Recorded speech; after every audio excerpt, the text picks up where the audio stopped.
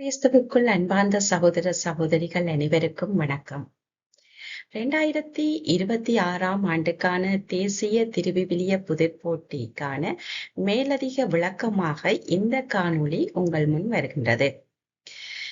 இந்த முறை எமது மாணவர்களுக்கு நடாத்தப்பட இருக்கின்ற தேசிய மட்டத்திலான திருவிவிலிய புதிர்போட்டி எவ்வாறு மாணவர்களை ஆயத்தம் செய்ய வேண்டும் என்ற விடயங்கள் இந்த காணொளியில் உங்களுக்கு தரப்பட இருக்கின்றது. இதில் முக்கியமாக தரம் 6, தரம் 7க்குரிய விளக்கம் இங்கு தரப்படுகின்றது. இந்த திருவிவிலிய புதிர் போட்டியானது தேசிய மட்டத்தில் கிறிஸ்தவ மத அலுவல்கள் திணைக்களத்தின் அனுசரணையோடு நடாத்தப்படுகிறது. இந்த பாட தயாரிப்பு தேசிய மறைக்கல்வி திருவிவிலிய பணி நடுநிலையத்தினால் முன்வைக்கப்படுகின்றது.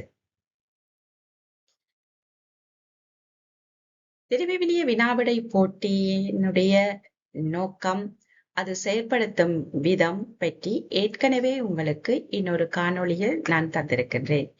என்னுடைய யூடியூப் சேனலில் நீங்கள் போகின்ற பொழுது அங்கு நீங்கள் அந்த காணொளிகளை பெற்றுக்கொள்ளலாம்.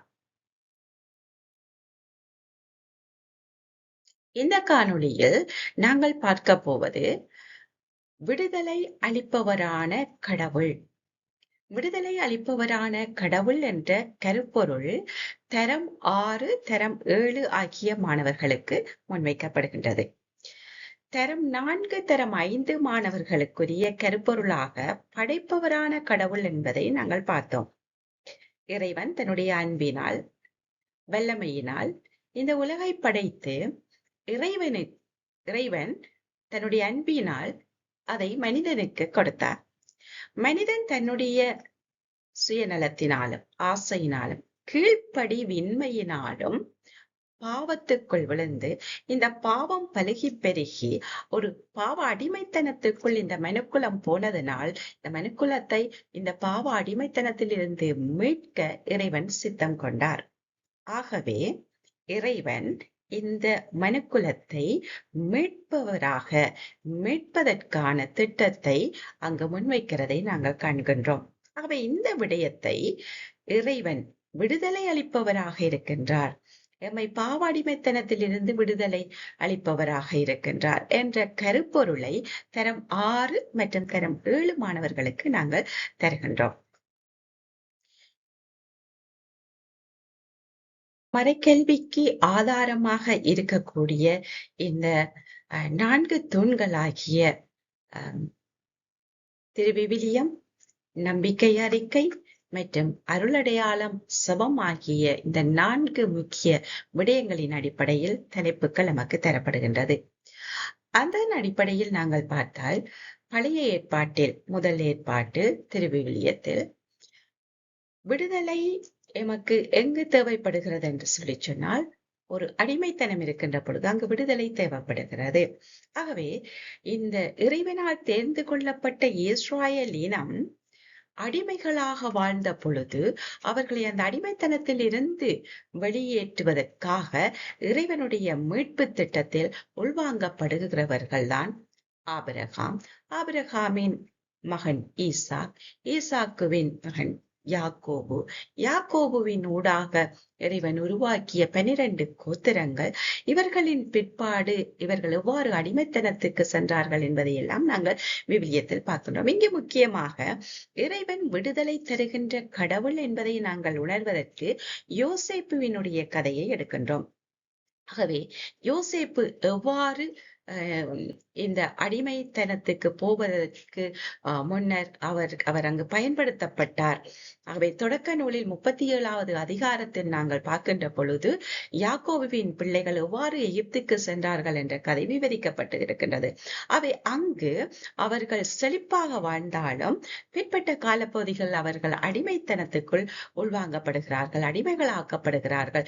அவை அந்த அடிமைத்தனத்தில் அவர்கள் பட்ட வேதனை துன்பங்களில் இருந்து அவர்களை வெளிக்கொணர்வதற்காக இறைவன் இந்த மீட்பு திட்டத்தை முன்னெடுத்து செல்கின்றார் யோசேப்புவின் ஊடாக. ஆகவே இறைவன் அழைத்த ஆபிரகாமில் இருந்து அழைக்கப்பட்ட ஒவ்வொரு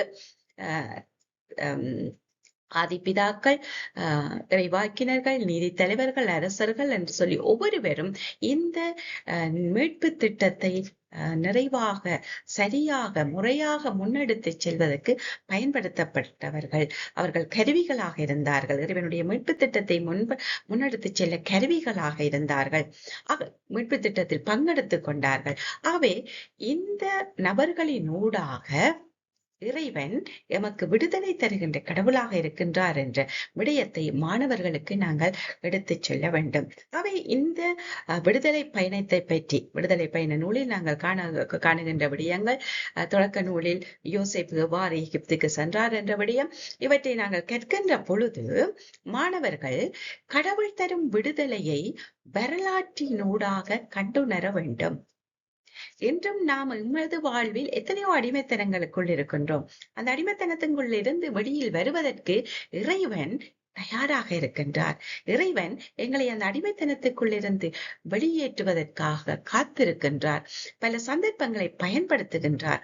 இந்த உண்மையை வரலாற்றில், தொடக்க நூலில், விடுதலை பயணத்தில் மாணவர்கள் அறிந்து கொள்கிறார்கள். ஆகவே வரலாற்றின் ஊடாக இறைவன் விடுதலை தருகிறவராக இருக்கிறார் என்ற உண்மையை நாங்கள் இங்கு மாணவர்கள் கற்றுக்கொள்ள உதவி செய்ய வேண்டியவர்களாக இருக்கின்றோம். ஏனென்று சொன்னால் கடவுள் தனது மக்களை விடுவிக்கிறவராகவே இருக்கின்றார். இந்த நோக்கத்துக்காகத்தான் நமக்கு இந்த குறிப்பிட்ட விவிலிய பகுதிகள் தரப்படுகின்றது. இவற்றை மேலும் நாங்கள் தெளிவாக கற்றுக்கொள்ள மேலதிக வசனங்கள் எமக்கு தரப்பட்டிருக்கிறது. விடுதலை பயணம் 14வது அதிகாரம் 14வது வசனத்தில், அதே போல் 6வது அதிகாரம் 7வது வசனத்தில், 8வது அதிகாரம் யோவான் நற்செய்தியில் 8வது அதிகாரம் 36வது வசனங்களில் நாங்கள் இவற்றை மேலதிக விளக்கங்களை கண்டுகொள்ளலாம். இதே போல் புதிய ஏற்பாட்டில் இயேசு புதிய மோசேயாக நோக்கப்படுகிறார். யோவான் நற்செய்தியில், திருத்தூதர் பணி நூலில் நாங்கள் இதை காண்கின்றோம். இயேசு எவ்வாறு புதிய மோசேயாக, விடுதலை தருபவராக, அவை விடுதலைக்கான கடவுளினுடைய வாக்குறுதியை இயேசு தன்னுடைய வாழ்வில் நிறைவேற்றுகிறார் என்ற விடயத்தை பிள்ளை கற்றுக்கொள்ள வேண்டும். அவை இயேசு அன்பினதும் மீட்பினதும் சட்டத்தை கொண்டு வருகின்றார் எங்கள் மத்தியில் என்பதை மத்தேயு நற்செய்தியில், பவுல் கலாத்தியர்கள் எழுதிய கடிதத்தில், யோவான் நற்செய்தியில் நாங்கள் காணலாம். அவை இந்த கடவுள் விடுதலை தருகிறவராக இருக்கிறார் என்ற விடயத்தை நாங்கள் உணர்ந்து கொள்ள பழைய ஏற்பாட்டிலும் புதிய ஏற்பாட்டிலும் இருந்து இந்த பகுதிகள் நமக்கு உதவி செய்கின்றன. அதே போல் 2வது தூணாகிய நம்பிக்கை அறிக்கை. நம்பிக்கை அறிக்கை நாம் எதை விசுவசிக்கின்றோம், எதை நம்புகின்றோம் என்ற விடயம். ஆகவே இங்கு திருத்தூதர்களுடைய நம்பிக்கை அறிக்கையில் இருந்து 3வது, 4வது, 5வது அலகுகள் அல்லது சரத்துக்கள் அல்ல உறுப்புகள் எடுக்கப்படுகின்றன. இங்கு திருத்தூதர்களுடைய நம்பிக்கை அறிக்கையில் இருந்து நாங்கள் எடுக்கப்படுகின்ற இந்த 3ஆம், 4ஆம், 5ஆம் பகுதிகள் இயேசுவினுடைய இறப்பிலும் உயிர்ப்பிலும் நம்பிக்கையை ஆழமாக்கிக் கொள்ள உதவி செய்கின்றது. அவை பாவத்தில் இருந்தும் மரணத்தில் இருந்தும் விடுதலை பெற இந்த இயேசுவினுடைய பாஸ்கா மறைபொருள், இயேசுவினுடைய இறப்பு, உயிர்ப்பாடுகள், மரணம், உயிர்ப்பு என்பன எமக்கு அர்த்தமுள்ளதாக இருக்கின்றது என்பதை மாணவர்கள் இந்த பகுதிகளினூடாக பெற்றுக்கொள்கிறார்கள். 4வது விடயமாக இருப்பது ஒப்புரவு அருளடையாளம். இந்த ஒப்புரவு அருளடையாளம் என்பது யோவான் நற்செய்தியில் 20வது அதிகாரம் 23வது வசனத்தில் நாங்கள் காணலாம். இயேசு கூறுகின்றார் தன்னுடைய உயிர்ப்பின் பிறகு தன்னுடைய திருத்தூதர்களுக்கு, எவருடைய பாவங்களை மன்னிப்பீர்களோ அவை மன்னிக்கப்பெறும், எவருடைய பாவங்களை மன்னியாது விடுவீர்களோ அவை மன்னிக்கப்படாது. ஆகவே இங்கு ஒப்புரவு அருளடையாளத்தை இயேசுவே உருவாக்கி அதற்கான அங்கீகாரத்தை திருத்தூதர்களுக்கு தருகிறார். அவை இரக்கம், ஆன்ம விடுதலைக்கு வழிவகுக்கின்றது. இயேசு பாவத்தை தண்டிக்கிறார், பாவியை அல்ல. ஆகவே பாவிகள் மீது நாங்கள் இரக்கமாக இருக்க வேண்டும். அவர்களை ஒதுக்கி விடாமல் உள்வாங்கிக் கொள்ள வேண்டும். அவர்களை எங்களோடு சேர்த்து கொள்ள வேண்டும். பாவ நிலையில் அல்ல. நாங்கள் யாருமே சுத்தவாளிகள் அல்ல, யாருமே பாவம் செய்யாதவர்கள் அல்ல. பலதரப்பட்ட பாவங்களை நாங்கள் செய்கின்றோம். எங்களுடைய சிந்தனைகளாலே, சொல்களாலே, செயல்களாலே பல்வேறுபட்ட பாவங்களை செய்கின்றோம். யாருமே சுத்தமாக இல்லை. ஆனால் இயேசு இந்த பாவ நிலைக்குள் நாங்கள் அழிந்து போவதை விட விரும்பவில்லை. இறைவன் இந்த அடிமைத்தனத்துக்குள், பாவ அடிமைத்தனத்துக்குள் தன்னுடைய மக்கள் அழிந்து போவதை விரும்பவில்லை. ஆகவேதான் உங்களுக்கு ஒரு மீட்பரை அனுப்புவேன் என்று வாக்குறுதி அளித்த இறைவன் தொடக்கத்தில் இங்கு இயேசுவில் அந்த வாக்குறுதியை நிறைவேற்றுகிறார். அவை பாவ அடிமைத்தனத்தில் இருந்த அந்த மக்களை விடுதலை செய்ய தன்னுடைய பணியாளர்களை அனுப்பியவர்கள் ஊடாக அவர்களை விடுதலை செய்கிறார். மோசே ஊடாக இஸ்ராயல் மக்களை எகிப்திய அடிமைத்தனத்திலிருந்து விடுதலை செய்து கொண்டு வருகின்றார். இன்றும் திரு அவையில் நாங்கள் பல்வேறு பாவங்களை செய்து பாவ அடிமைத்தனத்துக்குள் போகின்ற பொழுது அந்த பாவத்துக்குள்ளே அழிந்து போகாமல் அவற்றில் இருந்து விடுதலை பெறுவதற்காக இயேசு பல்வேறு பணியாளர்கள் ஊடாக எங்களை மீட்டுக் கொள்கிறார். ஆகவேதான் அதற்கு ஒரு அடையாளமாக இந்த ஒப்புரவு என்ற அருள் அடையாளம் நமக்கு தரப்பட்டிருக்கின்றது. இதை மாணவர்கள் உணர்ந்து கொள்ள வேண்டும். என்று பலரும் ஒப்புரவு என்ற அருள் அடையாளத்தை மறந்து போகின்றோம் அல்லது தவிர்க்கின்றோம். அது எமது உள்ளார்ந்த ஆன்மீக மனோவியல் ரீதியாக எமக்கு உதவி செய்கின்றது, எமக்கு விடுதலை தருகின்றது இந்த அருளடையாளம். ஆகவே இதை மாணவர்கள் உணர்ந்து கொள்ள இந்த அருளடையாளத்தினூடாக இறைவன் எம்மை விடுவிக்கின்றார். எங்கிருந்து? எங்களுடைய பாவ நிலையிலிருந்து எங்களை விடுவிக்கின்றார் என்ற உண்மையை மாணவர்கள் உணர்ந்து கொள்ள இந்த அருளடையாளத்தினூடாக நாங்கள் உதவி செய்ய வேண்டியவர்களாக இருக்கின்றோம். பாவத்திலிருந்து விடுதலை செய்கின்ற இந்த இறைவனை நாம் துதிப்பாடுவது, நன்றி கூறுவது, அவரை புகழ்ந்து பாடுவது தகுதியானது. ஆகவேதான் மாணவர்கள் தமது சொந்த அனுபவத்திலிருந்து சொந்த வார்த்தைகளினால் இறைவனை புகழ் பாட கற்றுக்கொள்ள வேண்டும். ஆகவே இங்கு செபம் என்ற பகுதியில் விடுதலையின் செபமாக தரப்படுகிறது. திருப்பாடல் 135 விடுதலை பயணம் 15வது அதிகாரத்தை நாங்கள் பார்க்கின்ற பொழுது கடவுளின் மாபெரும் செயல்களுக்காக மனிதர்கள் புகழ்ந்து பாடினார்கள். இதே இந்த அனுபவம், இறைவனை புகழ்ந்து பாடுகின்ற இந்த சொந்த அனுபவம் எங்களுடைய வாழ்வில் வர வேண்டும். நாங்கள் இன்னொருவருடைய வார்த்தைகளை எடுத்து வாசிப்பது அல்ல செபம். மாறாக எனக்கும் இறைவனுக்கும் இடையே இருக்கின்ற நெருங்கிய உறவு, அந்த உறவு செபத்தினுடைய உச்சகட்டமாக இருக்கும். ஆகவே அந்த உறவுக்குள் நான் என்னை ஈடுபடுத்திக் கொள்ள என்னுடைய வாழ்வில் இருந்து நான் சொந்தமாக அனுபவிக்கின்ற இறைவனுடைய அருள் ஆசிரியருக்காக நன்றி சொல்லுவது. ஆகவே இங்கு திருப்பாடல்களை நாங்கள் திருப்பாடல் என்ற அந்த நூல் திருவிவிலியத்தில் தரப்பட்டிருக்கிறது. அது ஒரு செப புத்தகமாகவே கணிக்கப்படுகிறது. ஏனென்று சொல்லி சொன்னார், எல்லா நிலைகளிலும், வெற்றியிலும் தோல்வியிலும் துன்பத்திலும் துயரத்திலும் இறைவனை புகழ்ந்து பாடுவதற்காக திருப்பாடல் ஆசிரியரினால் நமக்கு தரப்பட்டிருக்கிற இந்த திருப்பாடல். அவை இதை மாணவர்கள் உணர்ந்து கடவுளுடைய மீட்பு செயல்களுக்கு நன்றி கூறக்கூடியவர்களாக இருக்க வேண்டும். இந்த பகுதிகளில் இந்த 4 தலைப்புகளின் ஊடாக தரப்படுகின்ற விடயங்கள் இவை. கடவுள் விடுதலை தருபவராக இருக்கிறார் என்பதை நாங்கள் பிள்ளைகளுக்கு கொடுக்க வேண்டும். அவை பழைய ஏற்பாட்டில் யோசேப்பினுடைய கதையை நாங்கள் பார்க்கின்ற பொழுதும், புதிய ஏற்பாட்டில் இயேசுவை புதிய மோசேயாக பார்க்கின்ற பொழுதும் கடவுள் விடுதலை தருபவராக இருக்கின்றார் என்ற விடயத்தை மாணவர்களுக்கு நாங்கள் எடுத்துச் சொல்லுகின்றோம். அதேபோல் நம்பிக்கை அறிக்கையில் திருத்தூதர்களின் நம்பிக்கை அறிக்கை பகுதி 3, 4 பார்க்கின்றோம். இவற்றில் பாவத்திலிருந்தும் மரணத்திலிருந்தும் விடுதலை பெறுவதை நாங்கள் அறிக்கையிடுகின்றோம்.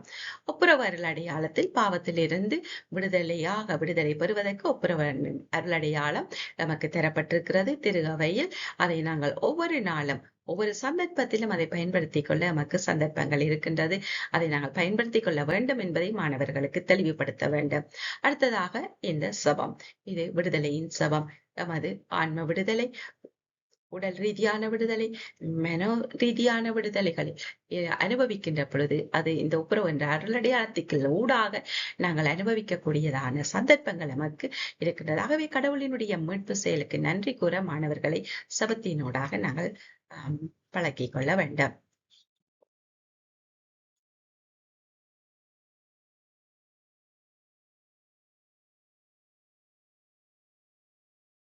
அடுத்ததாக நாங்கள் இங்கு காண இருப்பது தரம் 7க்குரிய பாடப்பரப்பு. இந்த தரம் 7க்குரிய பாடப்பரப்பும் இதே ஒழுங்குமுறையில்தான் நாங்கள் காண்கின்றோம். விடுதலை தரும் கடவுள் என்ற கருப்பொருளில் நாங்கள் பார்க்கின்றோம். கடவுள் விடுதலை தருபவராக இருக்கின்றார் என்பதை மாணவர்கள் இறைவார்த்தை பகுதியில் இறைவாக்கினரின் செய்திகளை பார்க்கிறார்கள். எசேயா இறைவாக்கினர், எரேமியா இறைவாக்கினர், எசேக்கியேல் இறைவாக்கினர் ஆகிய 3 பெரிய இறைவாக்கினர்கள். அடுத்தது தானியேல் என்ற வெளிப்படுத்தப்பட்ட நூல், திருவெளிப்பாட்டு நூலிலும் நாங்கள் எவ்வாறு இறைவன் விடுதலை தருபவராக இருக்கிறார் என்ற விடயத்தை இங்கு நாங்கள் மாணவர்களுக்கு கொடுக்கணும். ஆகவே கடவுள் வார்த்தைகளின் மூலம் விடுதலையை வாக்களித்திருக்கின்றார் என்பதை மாணவர்கள் அறிகின்றார்கள் இந்த பகுதியினூடாக. அதே போல் இறைவன் வாக்களித்த இந்த விடுதலையானது இயேசுவில் நிறைவேறுகிறது என்ற விடயத்தை நாங்கள் புதிய ஏற்பாட்டில் பார்க்கின்றோம். அங்கு இயேசு பேய் பிடித்தவர்களை, பல்வேறுபட்ட நோய்களால் ஆட்கொள்ளப்பட்டிருந்தவர்களை சுகமளிக்கின்ற பொழுது, அவர்களுக்கு குணமளிக்கின்ற பொழுது, சுகத்தை கொடுக்கின்ற பொழுது அங்கு அவர்கள் விடுதலை பெறுகிறார்கள். சக்கேயு ஒரு சமூக அமுக்கத்தில் இருந்தவர். சமாரிய பெண் ஒரு சமூக அமுக்கம். அதே போல் பல்வேறுபட்ட நோய்களுக்குள் இருந்தவர்கள், உடல் ரீதியான நோய்கள், இது பல்வேறுபட்டவர்களுடைய வாழ்க்கை முறைகளினால் வரப்பட்ட நோய்களாக கூடவும் இருக்கலாம். அவற்றிலிருந்து இயேசு விடுதலை கொடுத்தார். அவை இறைவன் எமக்கு விடுதலை தருகின்றவர். அவை இயேசு குணப்படுத்துதல் மற்றும் மன்னிப்பின் மூலம் விடுதலை அளிப்பவர் என்ற விடயம் இங்கு இந்த புதிய ஏற்பாட்டின் ஊடாக நாங்கள் கற்றுக்கொள்ளுகின்றோம். அவை இதை மத்தேயு நற்செய்தி, லூக்கா நற்செய்தி, யோவான் நற்செய்தி ஆகிய நற்செய்திகளில் நாங்கள் காணலாம் என்பதை மேலதிகமான வசனங்களில் எமக்கு இங்கு இந்த தரம் 7 மாணவர்களுக்கு தரப்பட்டிருக்கின்றது. அடுத்தபடியாக நம்பிக்கை அறிக்கையை நோக்குகின்ற பொழுது தரம் 7 மாணவர்களுக்கும் 3வது, 4வது, 5வது நம்பிக்கை அறிக்கையினுடைய உறுப்புகள் கொடுக்கப்பட்டிருக்கிறது. இந்த திருத்தூதர்களின் நம்பிக்கை அறிக்கை பகுதிகள் தான் இவர்களுக்கு உள்வாங்கப்படுகிறது. ஆகவே இங்கு இயேசுவினுடைய வாழ்வு, மரணம், உயிர்ப்பில் மாணவர்கள், கத்தோலிக்க பிள்ளைகள் நம்பிக்கை கொள்வார்கள். இந்த நம்பிக்கை அறிக்கையின் ஊடாக அதை நாம் அவர்களுக்கு விளங்கப்படுத்த வேண்டும். அவை விடுதலை வரலாற்றுடன் நம்பிக்கையை தொடர்பு படுத்துவதற்காக இந்த பகுதி மாணவர்களுக்கு அறிமுகப்படுத்தப்பட்டிருக்கிறது. இதற்கான மேலதிக விளக்கத்தை நாங்கள் பவுல் எழுதிய கொரிந்தியருக்கு எழுதிய 1வது கடிதத்திலும், திருத்தூதர் பணி நூலிலும், யோவான் நற்செய்தி 11வது அதிகாரம் 25வது வசனத்திலும் நாங்கள் காணலாம். இதேபோல் 3வது முக்கிய தலைப்பாக விடயமாக இருக்கக்கூடிய அருளடையாளம் நோயில் பூசுதல். நோயில் பூசல் என்ற அருளடையாளத்தை மாற்கு நற்செய்தியிலும் யாக்கோபுவினுடைய கடிதத்திலும் நாங்கள் பார்க்கின்றோம். கடவுள் அமைதியையும் குணப்படுத்தும் அருளையும் நமக்கு தருகின்றார். இந்த விடயத்தை விளங்கிக் கொள்வதற்காகத்தான் இந்த பகுதி நமக்கு தரப்பட்டிருக்கிறது. ஆகவே இங்கு இயேசுவின் மீதான நம்பிக்கையே துன்பத்திலிருந்து விடுதலை பெறும் மற்றும் குணமடைத்தல், குணம் பெறுதல் போன்ற விடயத்தை மாணவர்கள் ஏற்றுக்கொள்கிறார்கள். ஆகவே இவற்றை விளங்கிக் கொள்வதற்காக இந்த புதிய ஏற்பாட்டு பகுதிகள் நமக்கு தரப்படுகிறது. அதே போல் விடுதலை பயணத்திலிருந்து 15வது அதிகாரம் 26வது வசனத்தில் இருக்கக்கூடிய விடயத்தையும் நாங்கள் வாசிக்கின்ற பொழுது அவற்றை நாங்கள் புரிந்து கொள்ள முடியும். இதே போல் இறுதியானது சபம். இந்த சபம் திருப்பாடல் 29 மற்றும் 59வது அதிகாரங்களை வாசிக்கின்ற பொழுது கடவுளினுடைய வல்லமையில் நம்பிக்கை கொண்டு மாணவர்கள் சபிக்க, தாமாக தம்முடைய சொந்த வார்த்தைகளினால் சபிக்க அவர்கள் ஊக்கப்படுத்தப்பட வேண்டும். ஆகவே நம்பிக்கை மற்றும் தைரியத்தை எமக்கு தருவது இந்த குணப்படுத்துதல். கடவுளுடைய விடுதலையை நான் அனுபவிக்கின்ற பொழுது நானாக உணர்ந்து இறைவனை புகழ்ந்து பாட, இறைவனுக்கு நன்றி சொல்ல தலைப்படுகிறேன். ஆகவே அதற்கான பகுதிகள் இங்கு இந்த விவிலிய வினாவிடை போட்டிக்கு எமது விசுவாச அறிக்கை எமக்கு தெரியும். திருத்தூதர் விசுவாச அறிக்கை மற்றும் நிசையா விசுவாச அறிக்கை என்று 2 உள்ளது. இந்த பகுதி பிரிவு மாணவர்களுக்கு நாங்கள் திருத்தூதர் விசுவாச அறிக்கை பகுதியைத்தான் உள்வாங்கி இருக்கின்றோம். ஆசிரியர்களுடைய தெளிவுக்காக மேலதிக விளக்கத்துக்காக 2 விசுவாச அறிக்கைகளையும் உங்களுக்கு முன்வைத்திருக்கின்றோம். அதை மறையாசிரியர்களாகிய நாங்கள் தெளிவாக புரிந்து கொண்டு மாணவர்களுக்குரிய விடயத்தை மாத்திரம் அவர்களுக்கு கொடுப்பதற்கு. இந்த பகுதியில் நீங்கள் இந்த விசுவாச அறிக்கைகள் ஆராய்ந்து பார்க்கப்படுகின்ற பகுதிகள் எவை என்று உங்களுக்கு தரப்பட்டிருக்கின்றது.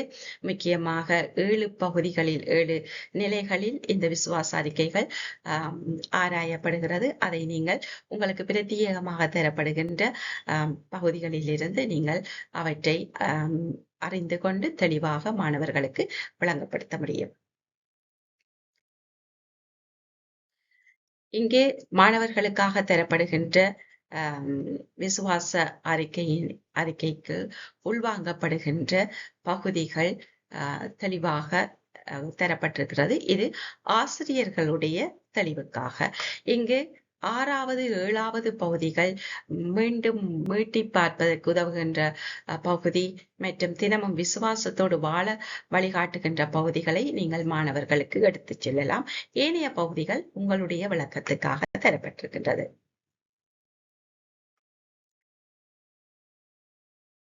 நான்காவது உறுப்பும் அதே மாதிரித்தான்.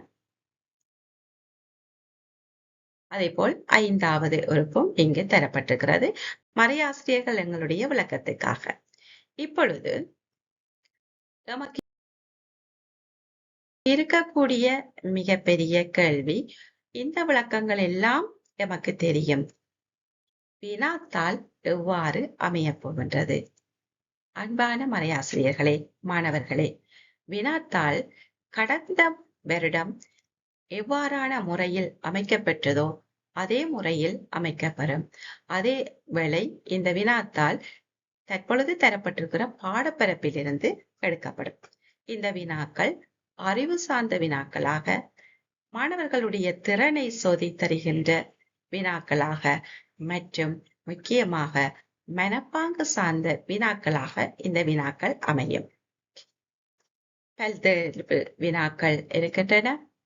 தொடர்பு படுத்துதல், இடைவெளிகளை நிரப்புதல் போன்ற வினாக்கள் உங்களுக்கு அமையும். கடந்த வருடத்தை போன்ற முறையிலேதான் இந்த வினாத்தாள் அமையப்பெறும், இந்த பாடப்பரப்பினை அடிப்படையாக கொண்டு. ஆகவே இங்கு நீங்கள் பொருள் அறிந்து இந்த பாடப்பரப்புகளை கேட்கின்ற பொழுது வினா எவ்வாறு வந்தாலும் உங்களுக்கு விடையளிக்க முடியும். மனன பகுதி உங்களுக்கு பிரத்யேகமாக தரப்பட்டிருக்கின்றது. ஆகவே அந்த மனன பகுதிகள் 10 மனன பகுதி உங்களுக்குரிய விசுவாச அறிக்கையில் தரப்படுகின்ற 2 அல்லது 3, உங்களுக்கு 3, 4, 5வது பகுதிகள் உங்களுக்கு தரப்பட்டிருக்கிறது. திருத்துதருடைய விசுவாச அறிக்கையிலிருந்து அந்த 3 வரிகளும் ஏனைய திருவிவிலியத்திலிருந்து எடுக்கப்பட்ட 7 பகுதிகளும் 7 வசனங்களும் உங்களுக்கு மனன பகுதியாக கொள்ளப்படும். மனன பகுதிகளுக்கு உங்களுக்கு இடைவெளி நிரப்புதல் அல்லது தனிப்பட திருப்பாடல் உடைய அல்லது அந்த விவிலிய பகுதியினுடைய அதிகாரத்தையும் வசனத்தினுடைய இலக்கத்தையும் தருகின்ற பொழுது அதை நீங்கள் எழுதக்கூடியதாக இருக்க வேண்டும். சோ இவ்வாறு நீங்கள் இவற்றை கற்றுக்கொள்ளலாம். திருத்துதர் நம்பிக்கை அறிக்கையிலிருந்து எடுக்கின்ற பொழுது நம்பிக்கை அறிக்கையினுடைய 3வது உறுப்பினை தருக அல்லது ஒப்புரவு அருளடையாளத்தோடு தொடர்புபட்ட நம்பிக்கை அறிக்கையினுடைய பகுதி அல்லது உறுப்பு எது ஆர்டிகல்ஸ் தான் என்று சொல்லி கேட்கின்ற பொழுது அதற்கு நீங்கள் மனனமாக விசுவாச அறிக்கையினுடைய 12 உறுப்புகள், அந்த 12 உறுப்புகளும் நமக்கு பாடமாக தெரியும். ஒவ்வொரு ஞாயிறு மற்றும் விசேட திருப்பலிகளில் நாங்கள் உச்சாரணம் செய்கின்ற சபம். ஆகவே இவ்வாறு இலகுவாக அமைய போகின்ற இந்த பரீட்சைக்கு நீங்கள் ஆசுவாசமாக உங்களை தயார்படுத்திக் கொள்ளலாம். நன்றி, வணக்கம்.